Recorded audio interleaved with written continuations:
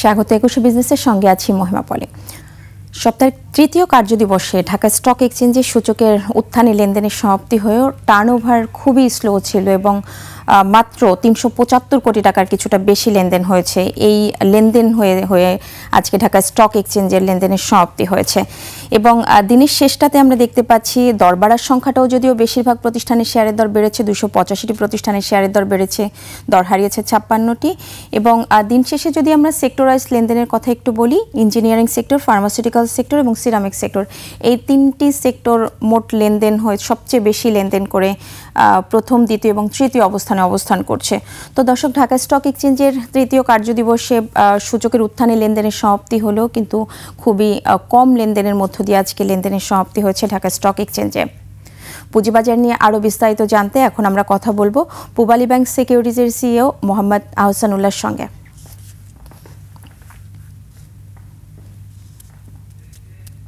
আমরা অপেক্ষা করছি আমাদের অতিথির জন্য।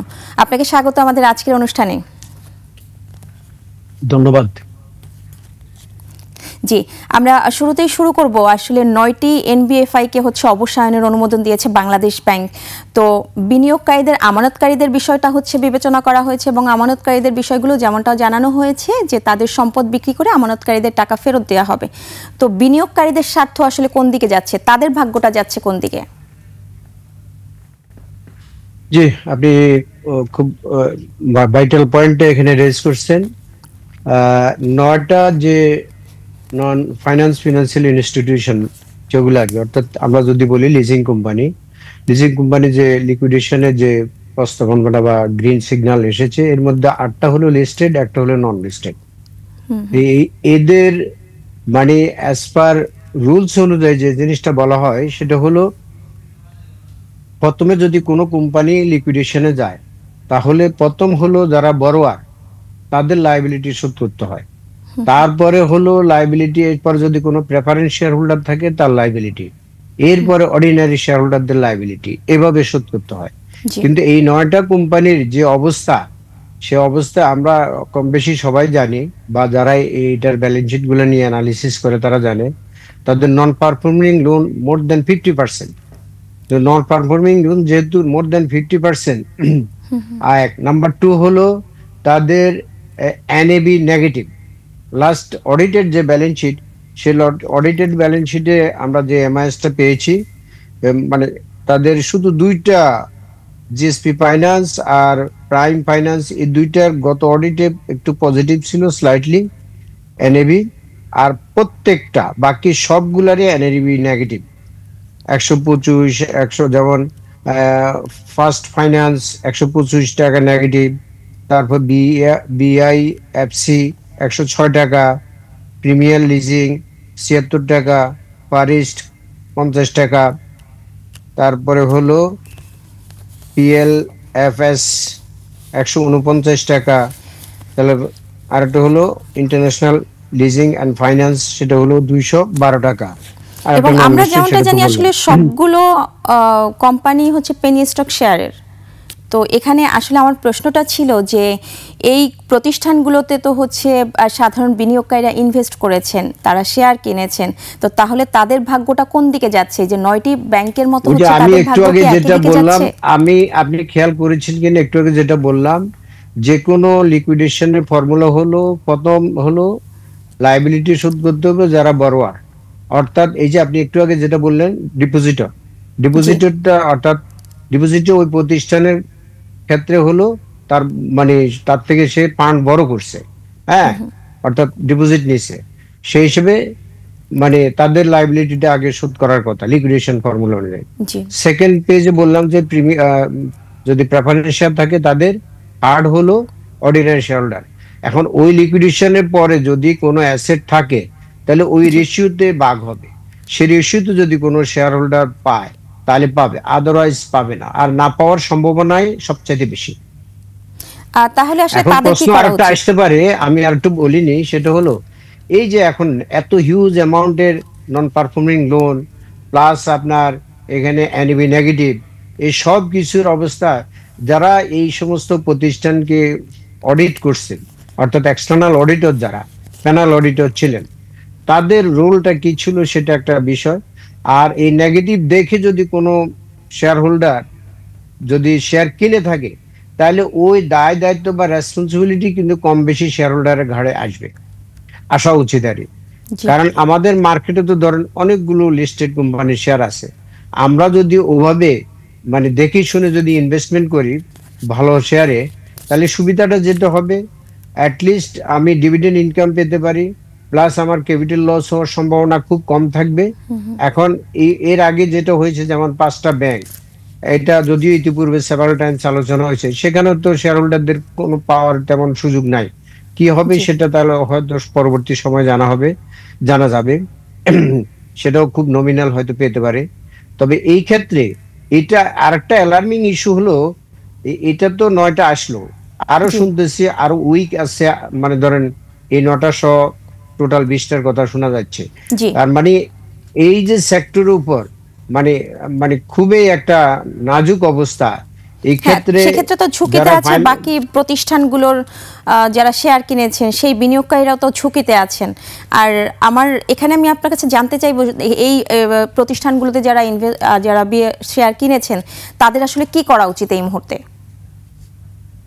তাদের এই মুহূর্তে কি করা উচিত, এখন তো যেগুলা অলরেডি ট্রেড হচ্ছে, যদি ইতিমধ্যে আপনি হয়তো পত্রপত্রিকায় দেখেছেন এই নিউজটা আসার পর অনেকেই আহ, মানে লসে শেয়ার সেল করে যতটুকু পারে এগুলো সেল করে তার যতটুকু পায় সে অতটুকু হয়তো গুছিয়ে নেবে।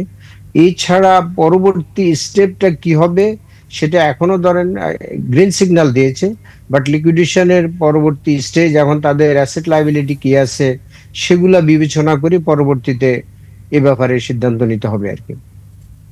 আরেকটা বিষয় হচ্ছে যে পুঁজিবাজারের প্রাণ ধরা হয় আসলে ব্যাংকিং সেক্টরকে। সেই ব্যাংকিং সেক্টরের ওই অবস্থা, এরপরে হচ্ছে ফাইন্যান্সিয়াল ইনস্টিটিউশন সেক্টরের এই অবস্থা, তাহলে সাধারণ বিনিয়োগকারীরা আসলে ভরসা পাবে কোন দিকে? হ্যাঁ, খুব চমৎকার কথা বলছেন। এই ব্যাংক এবং নন ব্যাংক ফিনান্সিয়াল ইনস্টিটিউশন দুইটাই টোটাল ক্যাপিটাল মার্কেটে অলমোস্ট 50% মার্কেট ক্যাপিটালাইজেশন তারা হোল্ড করে থাকে, কম বেশি হতে পারে। তাহলে এই দুইটা সেক্টরে মেজর এখন বিনিয়োগকারীদের প্রচন্ড মানে পেন দিচ্ছে এবং তাদের আস্থার তো সংকট চরম আকারে দেখা দিচ্ছে, যেটা রিফ্লেকশন আপনি হয়তো দেখেছেন মার্কেট ফল করতে করতে কোন লেভেলে এসে দাঁড়াইছে এখন। পাশাপাশি আরেকটা জিনিস, এই যে আস্থাহীনতা, এটার জন্য আসলে আহ, মানে এই দুইটা সেক্টরের যে এই খারাপ পরিণতি, বিশেষ করে লিজিং এর কথা বলতেছি, ব্যাংকের হয়তো 5টা গেল, আর লিজিং তো আরো অনেকগুলো মানে উইক প্রতিষ্ঠান আছে। জি। এইগুলার এই খারাপ পরিণতির জন্য আসলে যারা লোন দিয়েছে, যে সমস্ত প্রতিষ্ঠানে তারা পলিসি মেকিং লেভেলে ছিলেন অথবা বোর্ডে ছিলেন, তারা হয়তো লোনগুলা ঠিক মতো দিয়েছেন কিনা এই প্রশ্নগুলো আসে। তাদের ধরেন যারা ডিসিশন মেকিং লেভেলে আছেন, তারা সত্যিকার অর্থে তাদের প্রফেশনাল ডিউ ডিলিজেন্স তারা অ্যাপ্লাই করছেন কিনা সে প্রশ্নটা এসে যায়। এখন এই ক্ষেত্রে আমার মনে হয় যে তাদের এই ডিউ ডিলিজেন্সের পার্টটুকু ঠিক মতো তারা অ্যাপ্লাই করেছে কিনা সেই জিনিসটা আসলে ইভ্যালুয়েশন এবং সেই জিনিসটা তদারকি এবং ইনকোয়ারি করে তারপরে যার যতটুকু রেসপন্সিবিলিটি সেভাবে যদি ফিক্স আপ করি এবং সেভাবে যদি ইনিশিয়েটিভ নেওয়া হয়, তাহলে ভবিষ্যতে আমি মনে করি অন্যান্য যে প্রতিষ্ঠানগুলা কর্ণধার আছেন, যারা যারা পলিসি মেকার আছেন, তারা আরো সতর্ক হবেন। আমরা বরাবরই বলে থাকি যে আসলে সাধারণ বিনিয়োগকারীদের আপনারা আপনারা কোম্পানির প্রোফাইল দেখে সবকিছু দেখে তারপরে বুঝে শুনে ইনভেস্ট করবেন। তাহলে আসলে কি দেখে তাদের ইনভেস্ট করা উচিত সাধারণ বিনিয়োগকারীদের, যেখানে banking sector, financial institution sector এবং আমরা যেমনটা জানি যে ইন্স্যুরেন্স সেক্টরে বেশ কয়েকটি প্রতিষ্ঠানও ঝুঁকিতে আছে, তাহলে কি দেখে আসলে তাদের ইনভেস্ট করা উচিত? খুব চমৎকার। এই জন্য দরকার হলো যারা অডিটর, আমি বারবার বলেছি, যারা অডিটর, যারা সিএফও কোম্পানির এবং যারা পলিসি মেকিং লেভেলে আছে, তাদের অ্যাকাউন্টেবিলিটিটা নিশ্চিত করা এবং তাদের যদি কোনো ফল্টের কারণে যদি এগুলো হয়ে থাকে বা অথবা তারা যদি কোনো উইন্ডো ড্রেসিং করে থাকে অথবা মানে তারা যদি সত্যিকার অর্থে উম, মানে কোনো ইনফরমেশন হাইড করে তারা মানে প্রপারলি ব্যালেন্স শিট যদি উপস্থাপন না করে শুধু পেপার ওরিয়েন্টেড যদি করে, তাহলে তাদের রেসপন্সিবিলিটি ফিক্স করে তাদেরকে আসলে তাদের বিরুদ্ধে ব্যবস্থা নেওয়া উচিত। এবং প্রয়োজনীয় ব্যবস্থা তাদের বিরুদ্ধে না নিলে এই আস্থার যে জায়গাটা নষ্ট হয়ে গেছে ব্যাংক এবং নন ব্যাংক ফিনান্সিয়াল ইনস্টিটিউশন, ইভেন আপনি আরেকটা যেটা বলেন ইন্স্যুরেন্স সেক্টর, ইভেন অন্যান্য সেক্টর গুলারও ভাবে প্রশ্ন আসবে। তার মানে আমাদের যারা এক্সটার্নাল অডিটর, যারা সিএফও থাকে কনসার্ন কোম্পানির, এবং যারা মানে কর্ণধার এবং পলিসি মেকিং, তাদের দায়িত্বগুলো স্পেসিফিক করে আইডেন্টিফাই করে তাদের বিরুদ্ধে ব্যবস্থা নেওয়া উচিত, যার যে ফল্ট আছে সে অনুযায়ী। সবশেষ খুব ছোট্ট করে জানতে চাইবো যে আসলে তাহলে এই দায়টা কার? আপনি বললেন যে অডিট কমিটি যারা আছে সেই অডিট কমিটি তাদের পক্ষ থেকে নাকি বিএসএস এর কি কোনো দায় নেই এখান থেকে? বিএসসিসি যেটা বললেন, মানে বিসেক এর কথা আপনি যেটা বলতেছেন, বিসেক তো বেসিক্যালি হলো তারা অফসাইট সুপারভিশন করে থাকে মেইনলি। তারা যে ব্যালেন্স শিট মানে সাবমিট করা হয় সেটার উপর ওনারা হয়তো রিপোর্ট গুলা দেখে, মাঝে মাঝে আমরা দেখেছি তাদের কোনো কোনো কোম্পানিকে ফাইনও করেছে। আপনারা ইতিপূর্বে হয়তো দেখেছেন যাদের ব্যালেন্স শিটে ইনফরমেশন ফলস ইনফরমেশন দিয়েছে বা তথ্য গোপন রেখেছে, ইতিমধ্যে বিসেক কিছু অ্যাকশনও নিয়েছে। তো এই ক্ষেত্রে মানে এবং প্যানাল যে লিস্টটা করেছে সেটাও বিসেক করেছে, সে লিস্টের ক্ষেত্রে প্রয়োজনে আবার রিভিউ করা উচিত। যে সমস্ত প্রতিষ্ঠানে এই যে এখন লিকুইডেশনের পর্যায়ে এসেছে, তাদের কারা অডিটর ছিল তাদের বিরুদ্ধে প্রয়োজনীয় ব্যবস্থা নেওয়া উচিত। জি, আপনাকে আসলে অনেক ধন্যবাদ। আমরা বরাবরই বলে থাকি যে পুঁজিবাজারের অভিভাবক যারা, সবার আগে সেই অভিভাবকের দায়িত্বটা ঠিকমতো পালন করা উচিত।